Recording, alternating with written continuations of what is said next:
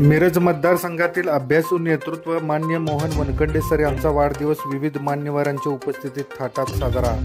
मिरज मतदारसंघातील एक अभ्यासू नेतृत्व म्हणून मतदारसंघात प्रसिद्ध असलेले भाजपचे नेते तथा भाजपच्या अनुसूचित जाती मोर्चाचे प्रदेश सरचिटणीस मान्य मोहन वनखंडे सर यांचा वाढदिवस विविध मान्यवरांच्या उपस्थितीत मिरजेतील शाही दरबार लॉनमध्ये मोठ्या उत्साहात साजरा करण्यात आला।